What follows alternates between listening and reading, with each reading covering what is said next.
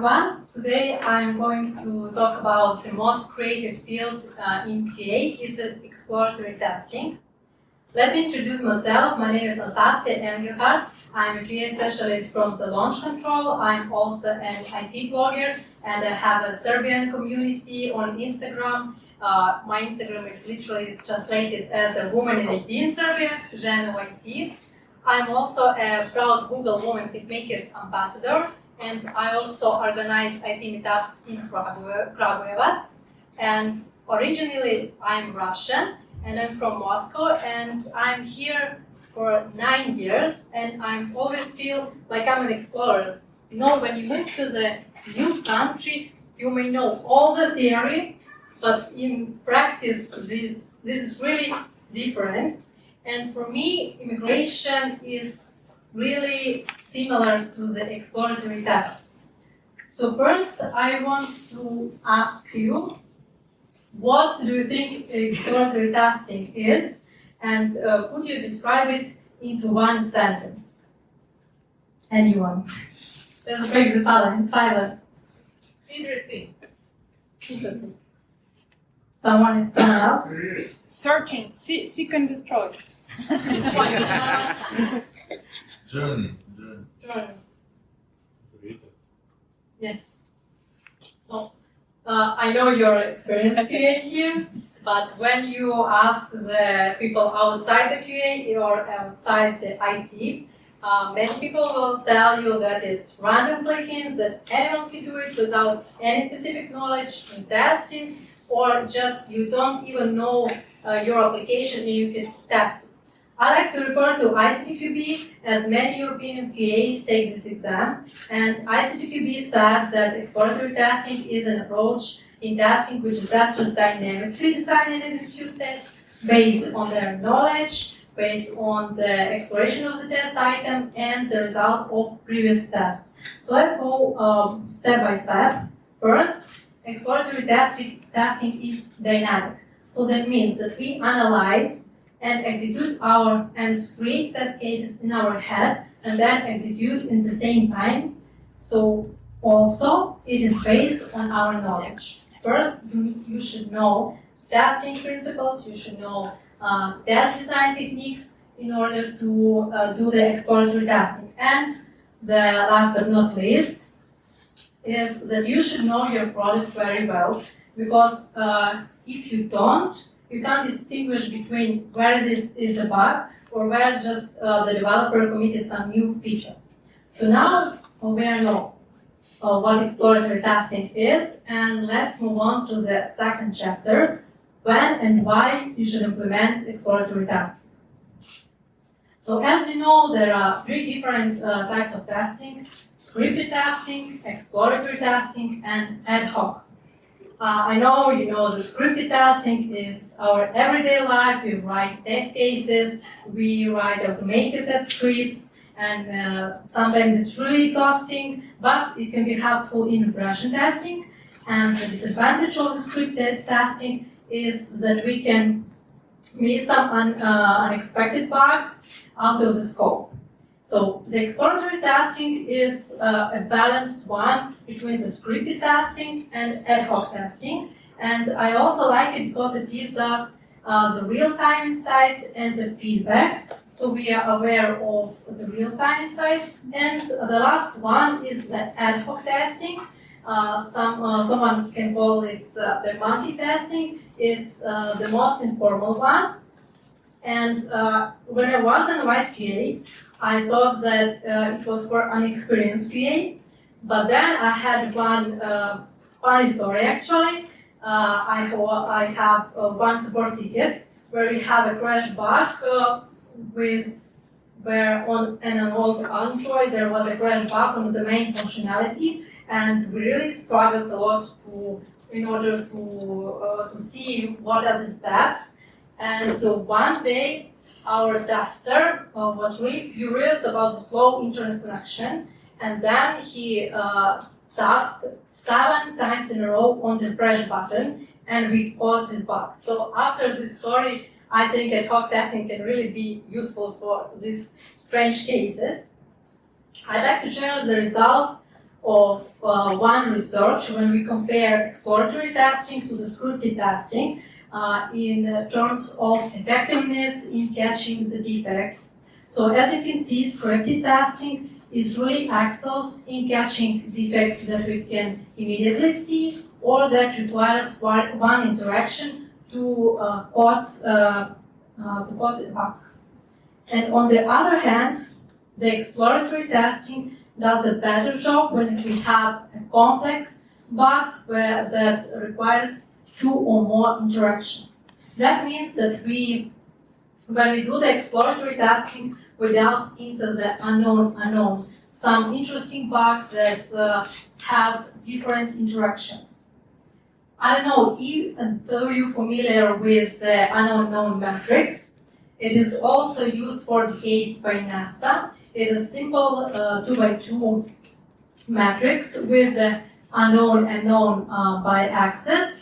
It's really great because you can categorize the information into 4 categories. The first is the known. This is information that you are aware of and you have an evidence. Then you have the known unknown. This is information gaps or some risks you're aware of. And the third is the unknown knowns, some biased information. And the unknown unknowns. This is information you aren't aware of. So let's move on to testing. In testing, the known will be our requirements, our documentation, our testing scripts, expected results, and for the known unknown, we have our challenges and risks. It's our awareness of environment issues and the framework updates, flaky tests, and maybe for me the most interesting is the unknown known because on the one side it's our QA intuition. I think everyone has a situation when you can't verbally express that something strange is with this code or with this feature, and you have this intuition. And on the other hand, it's the biased knowledge. The knowledge you know but forgotten. The knowledge you are aware of but you wish that it wasn't true. And the unknown, something that we aren't aware of. So how can we solve and delve into the unknown? So for known, we have requirements. For known, or we have questions. For the known, it's our assumptions. And even outside the testing, the only solution to use and to delve into the known unknown is the research, exploration, and prototypes.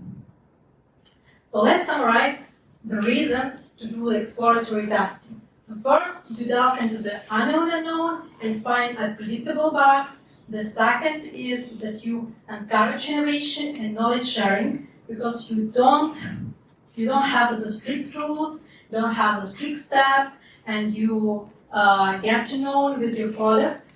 And also it promotes continuous learning, and on the other hand, you can enhance your test coverage and complement it with the scripted tests. When it's time to explore, if you're in a startup or your company has agile development, it's really good because if you have the rapid changes, you can explore and do the exploration test. Also, when you have a lack of documentation and some undefined requirements, you can also use the exploratory testing because you execute and design at the same time. And also it can be used even if you have the automated test to be complemented with. When there is a big no for exploratory testing. First, if your project requires to write in details every step you tested or every feature you tested, so the documentation is required. Also for compliance and regulatory testing, and if you are a device QA and you have limited experience. So let's move on. How can we do our exploratory testing? There are 3 approaches of exploratory testing. First is the freestyle, so you can do whatever you want. You can break the application well. The second one is scenario-based, so you use the scenarios from the production. and maybe some cases, also from the support tickets. And the third one is the session-based. I will talk about the third, the session-based, because you can really easily implement it to your task. So the first is you need to schedule a session.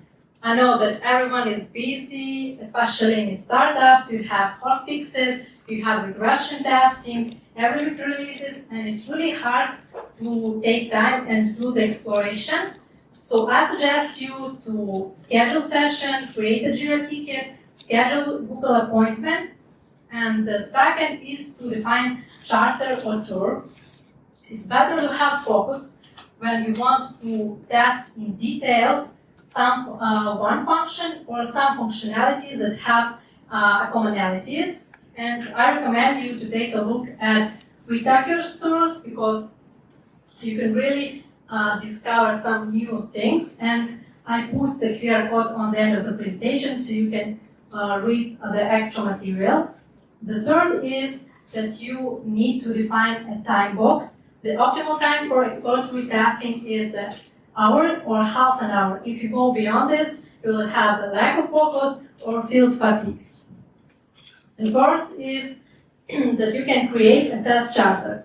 Even if we don't follow the strict rules, it's better to have some documentation and to take notes. I suggest you to create a short charter using the keywords explore, with, to discover, or you can go with a detailed one, with a project, date, test environment.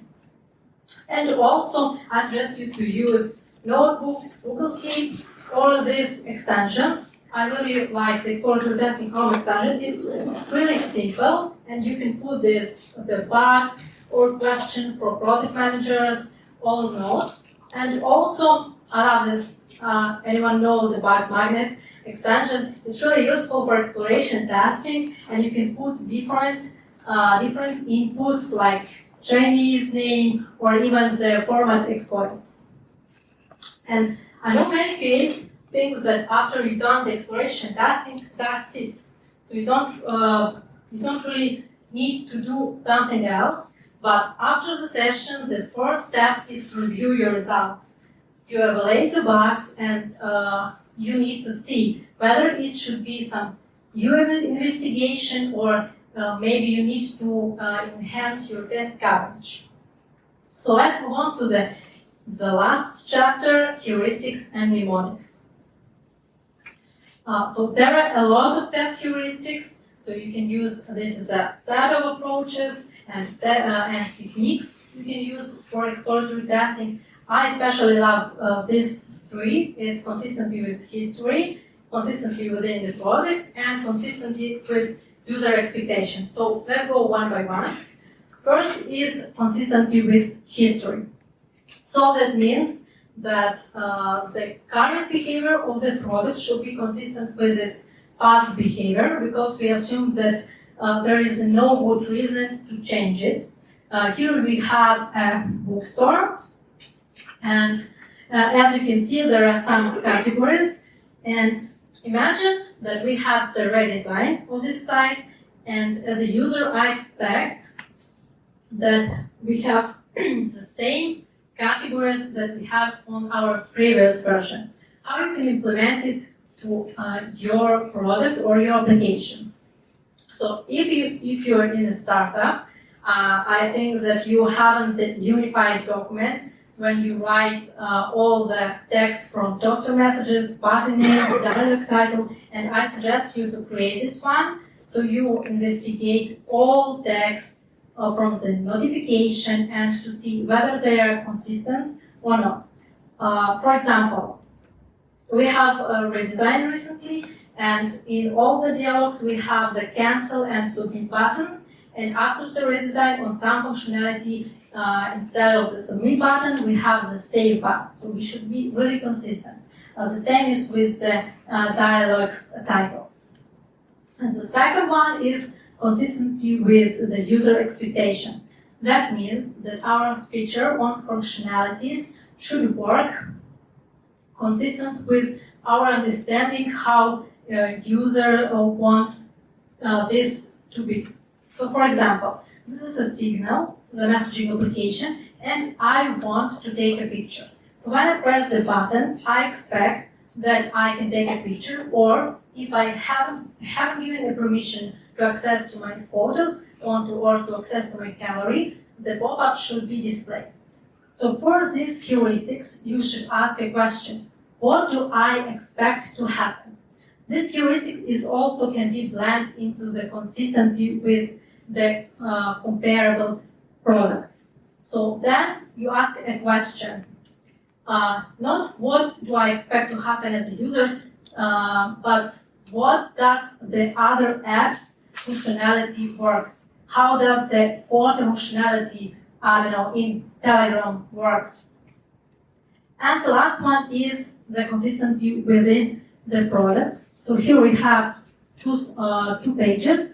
It is all recipe pages when you have a breadcrumb in the top, and on the other page, especially on the desert recipes, there is a breadcrumb in the bottom. So the consistency within a product says that the behavior of the function should be consistent with the similar behavior of similar functions. So we should be really consistent and pay attention to these things. And I would also like to mention San Francisco Depot. You will see this mind map in extra materials. It's really great when you use it, when you go to the new project or new company. You just need to go across each section, each category, and see what aspects are covered. There are some aspects like data, function, interfaces, platform, and how to use it. You go to each section, you identify a question, and also I love this test heuristic because you collaborate constantly with product managers, you collaborate with developers, and there are some challenges, of course, that you should take the time, and it's really sometimes hard to record all. And finally, I would say that exploratory testing is not just clicking randomly in the application. It's something bigger. You dive into the unknown territory to catch the unpredictable bugs, to catch the complex bugs with different interactions. Thank you very much.